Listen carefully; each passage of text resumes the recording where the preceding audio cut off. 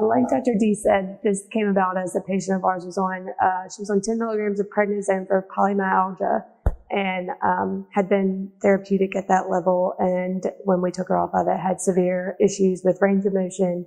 She couldn't get out of bed. So as I asked Dr. D what to do, he said, well, you tell me. And this is how this began. So we are going to learn about steroids, and we're going to start with our talk about wounds and the healing process. Just a little background information about wounds.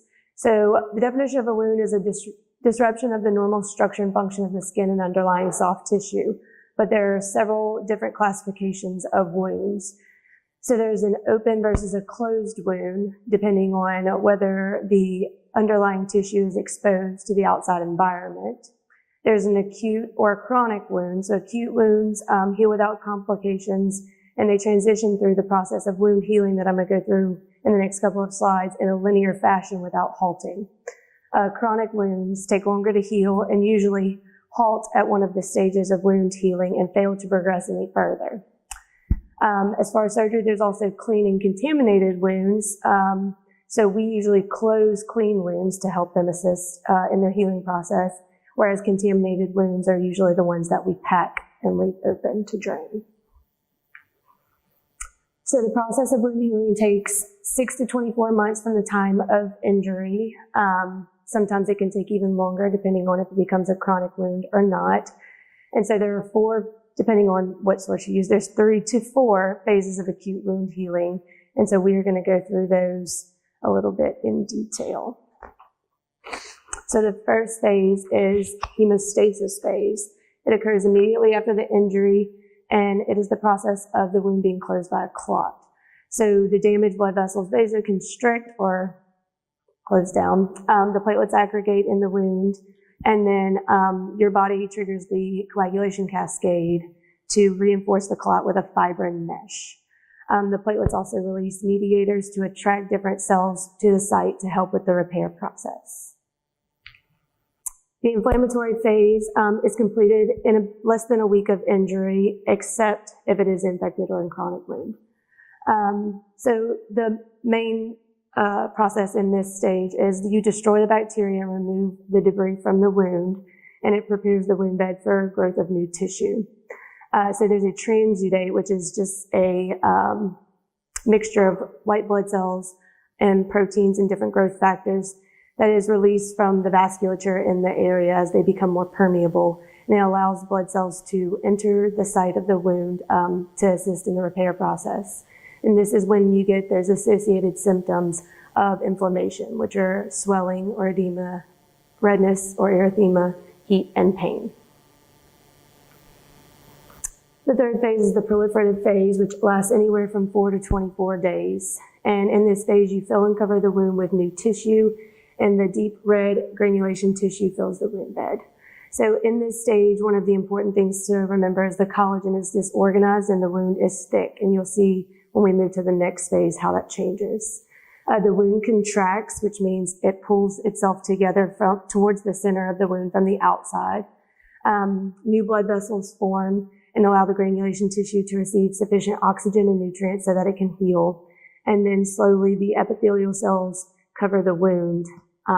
And it's noted that during this phase, when the epithelial cells continue to cover the wound, this happens much faster when the wounds are kept hydrated. So one of the things that I know we do a lot with our wounds is we apply betadine. And in this phase, we actually need to focus more on moisture to help with this proliferative phase than drying it out with the betadine. The last phase is the maturation or remodeling phase, and that begins 21 days after the initial injury and can continue for a year or more. In this phase, new tissue gains strength and flexibility. The collagen becomes aligned, whereas in the last slide, we stated that the collagen is disorganized. So now the collagen is aligning along tension lines to help the wound continue to contract and close. And then water is resorbed so the collagen fibers can cross-link, which gives you the strength of the wound so that it doesn't break open. And then hopefully, if all goes right, your wound heals. So this is the 4 stages and like a little timeline and the high points, just a little picture to help with the learning. Some factors that affect wound healing include age. So as you get older, the skin thins out, and you also have a decreased inflammatory response. So some key nutrients that are needed, obviously, we get a lot of our vitamins and stuff in our diet. So some supplementation with zinc, folate, and vitamin C are some of the vitamins and minerals we ask patients to use if they need some additional nutrients. Obesity puts you at a greater risk of infection. Repeated trauma, obviously, you can only heal it so many times before it breaks down. Skin moisture, like we talked about, dry, thick skin and overly wet skin are at risk for infection. So we try to balance those with the different phases of wound healing. Smoking, because what does smoking really do in any good sense? Chronic diseases such as cardiovascular diseases, diabetes, and immunodeficiency states. And then medications. So NSAIDs interfere with the inflammatory stage, which we just learned is important for wound healing. Anticoagulants disrupt blood clotting, which was the first phase. And then immunosuppressants weaken the immune system and increase the risk of infection, which is what this is all about. So you may be thinking, I thought this was about steroids. We're going to get into that now. So steroids are have several properties, including anti-inflammatory properties. So they prevent the release of substances in the body that cause the inflammation, which helps with the wound healing. They suppress the immune system by preventing the proliferation and growth of T cells. And then they have several metabolic effects. So they raise your blood sugar, increase water excretion, increase your blood pressure, and maintain your cardiac output and heart contractility. So this is just a picture of how all of those things work together in a cycle, and we're going to go through a little bit more of that. So there are several different types of steroids. There's short-acting, intermediate-acting, and long-acting or systemic steroids. Those are the different names of the different classes, but the prednisone is the one that's most often used in patients. So there's a low dose, a moderate dose, a high dose, and a massive dose based on their weight that can be given. I also put this little conversion. So the prednisone, 5 milligrams is equal to what conversion in the different classes of steroids. Chronic steroid use is doses of greater than 10 milligrams for greater than 1 week. In this presentation, Miss Kati was a chronic steroid user. She was taking 10 milligrams for 6 weeks at the point that she came in for surgery. So, in surgical patients, normal cortisol secretion or steroid secretion that comes naturally through the process is 8 to 10 milligrams per day. So the normal response to surgery is a prompt increase in the secretion of cortisol with the onset of surgery. For minor procedures, it's 50 milligrams per day, which normalizes within 24 hours. For major surgeries like our surgeries, the body produces 75 to 150 milligrams per day, and it normalizes by post-op day 5. The adrenals are capable of secreting up to 300 milligrams per day, which is equivalent to 75 milligrams of oral prednisone, but rarely exceeds 200 milligrams per day, even in response to a major stressor like a major surgery. The normal rise in cortisol after surgery lasts about 3 days, but the greatest rise occurs during the reversal of anesthesia, extubation, and in PACU, mainly in response to pain.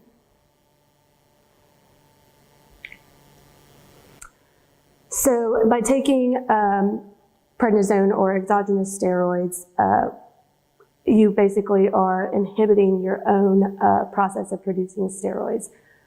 So it's a negative feedback loop, which is in this picture at the bottom. So your steroid therapy causes suppression of the HPA axis, or the hypothalamus pituitary adrenal axis. So the body's natural response to stress and surgery is reduced. You're unable to produce enough cortisol in response to the magnitude of the surgery, and you end up in an Addisonian crisis.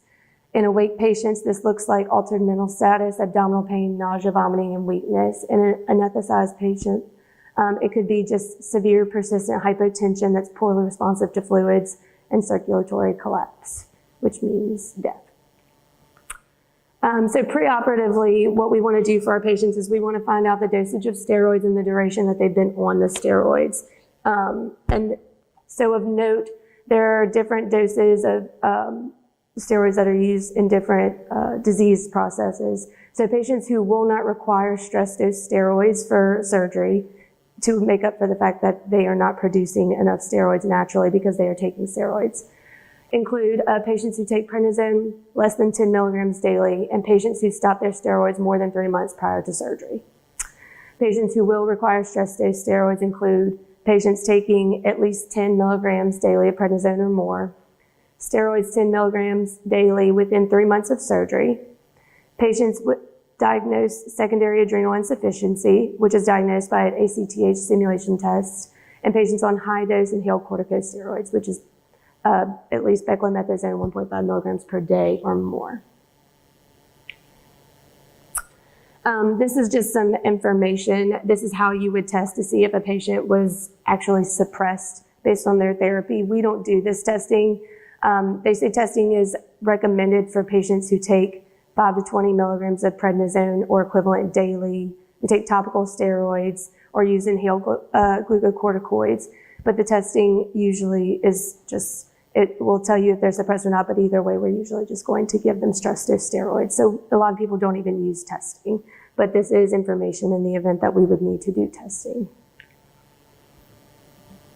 All right, so as far as stress dose steroids, we need to discuss the plan for perioperative steroids with anesthesia. For a major surgery such as ours, we would ask patients to continue their home dose of steroids preoperatively, and then we would give them stress dose steroids at a dose of 100 milligrams IV at induction and then 50 IV every 8 hours for 24 hours.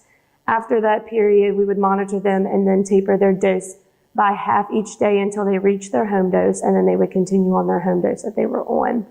We have a similar process here at St. Charles. So we do 100 milligrams Solu-Cortef at pre-op and then 50 to 100 milligrams every 8 hours after the initial dose based on the degree of suppression and stability. So the higher dosage of oral steroids that you're on, the more that you would need continuously after the induction dose. And then the risks associated with excessive steroids, stress dose steroids, include postoperative infection, which we know that's what this is all about, GI bleeding or an ulcer, and then delayed wound healing. So this is some literature that some I got from Dr. D, some I used on my own. So these are two important articles that I used. One was a systematic review, and one was just approaches based on evidence. Basically, in all of the literature, both showed that patients receiving big doses of steroids who go through surgery do not usually require stress dose steroids. It takes a lot for you to be suppressed to the amount that you would need stress dose steroids. Only patients who receive replacement doses of steroids due to the diseases of the HPA axis require stress dose steroids. However, if suppression is a concern, there is minimal risk associated with administration when compared to the risk of circulatory collapse. So basically all the literature says is, hey, you probably don't need the stress dose steroids, but the risk of not giving them to you and you having circulatory collapse is way worse than us giving it to you. So we usually give stress dose steroids, which is another reason why a lot of people don't do the testing that we talked about. This is a little bonus information I threw in there. This is talking about steroid tapers. So a lot of patients will stay on their steroids if they're on low-dose long-term or chronic steroid use. But in the event that a patient is on a short term of steroids, this is how you would taper their dose to get them off of it. So you would taper them for 3 to 6 weeks with monitoring twice weekly. It can be discontinued, or a slower taper can be considered based on the results of testing and symptoms. So the symptoms of stopping steroids without tapering include all of those at the bottom. So, and this is just an example. So if a patient was on 40 milligrams, you would do the 40 milligrams and then drop them to 30, 20, 15, 10, and 5. And then you would stop them. But it's a gradual process that requires a lot of time, which is a part of the reason why patients have symptoms. So let's talk about steroids in wound healing. So steroids suppress the cellular wound responses.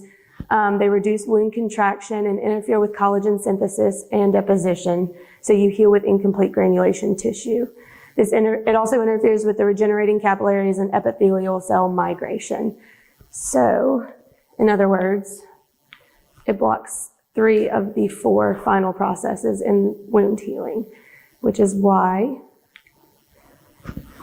we give patients these. So patients are treated for 30 days prior to acquiring a wound, have a twofold increase in wound infection, 2 to 3 times higher incidence of wound dehiscence, and a 4 times greater mortality.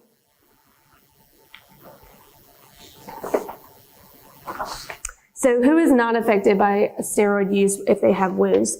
They do not cause wound healing complications in patients who have used steroids for less than 10 days, even high doses, steroid use for greater than 3 days after the wound is acquired, and steroid use in patients with a closed or sewn wound. So basically, if you acquired a wound and it was closed and then you started on steroids, you would not have an issue. But being on steroids preoperatively and then inflicting a wound causes the wound healing issues. So avoiding complications. We could have patients discontinue their steroids for, close to 12 weeks prior to surgery, but then we would have a recurrence of their symptoms that they're being treated for, which is what happened with Miss Kati. Or we could supplement with vitamin A. So vitamin A is one of several fat-soluble vitamins found in many foods, including meat, fruits, and vegetables. 90% of the body's vitamin A is stored in the liver, which is important for us because we will have to determine patients' liver function prior to giving them vitamin A, and we'll go through all of that in a couple more slides. So vitamin A is essential for normal vision, particularly night vision, immune response, epithelial cell growth and repair, reproduction, and proper functioning of your major organs. The recommended daily index is 5,000 international units per day. Most of us get all of that in our diet. Vitamin supplements contain different doses. Some multivitamins contain 3,000 to 5,000 international units, and then there are separate vitamin A supplements that contain anywhere from 5,000 to 25,000 international units. There are also topical vitamin A creams that cause drying of the skin and exfoliation, and they help build collagen fibers to restore elasticity, hence improving the appearance of wrinkles. So vitamin A in wound healing basically turns on all 3 of the last processes that the steroids inhibit. So it enhances the early inflammation response, increases fibroblast differentiation and collagen synthesis, and promotes epithelial cell differentiation. Basically, they counteract the catabolic effects of steroids. So recommendations for patients using steroids. We would ask our patients to continue their home dose of steroids and not stop it, which I did. We would supplement with 5,000 international units for 14 days pre-op, which Miss Kati was taking in a multivitamin, but there are different supplements, like I said. We would give them 10,000 international units while they are inpatient after receiving stress dose steroids, which Miss Kati got while she was here. And then we also would prefer that they use 5,000 to 10,000 international units daily for 14 days post-op. I recommend 10,000 units because at this point you've already acquired a wound, so you would need more than the initial dose preoperatively when they did not have a wound. But for Miss Kati, she just continued to take her multivitamin, which had 5,000, and she did okay. So 25,000 international units daily for 10 days is recommended in the setting of high-dose steroids or patients who have a vitamin A deficiency. Patients who should not receive vitamin A include patients who have hepatic diseases or who have elevated liver enzymes. So preoperatively for these patients, if they are on low-dose steroids, we would need to get a CMP to evaluate their liver function tests. If their liver function tests are elevated, we would need to discuss our plan with the surgeon and maybe change it. So we may need to change or delay the procedure, cancel the procedure, or increase monitoring for wound complications. Patients taking anticoagulants also should not receive vitamin A due to the risk of bleeding. Patients who have conditions that affect their ability to absorb nutrients from their food, different bariatric patients who had sleeves, or if they have had part of their colon removed, or if they have any issues with absorption. Patients with alcohol abuse and patients taking other prescription retinoids like Accutane and Retin-A should also not receive vitamin A due to the toxic levels. So speaking of vitamin A toxicity, the acute toxic dose of vitamin A is 25,000 international units daily for 8 weeks. The chronic toxic doses are 4,000 international units daily for 6 to 15 months, depending on the patient. So symptoms of toxicity that we would look for include vision changes, bone pain, poor appetite, nausea and vomiting, dry, rough skin, sensitivity to sunlight, and dizziness or headaches. that is all I have. Any questions? I hope you all know everything you need to know about steroids and vitamin A.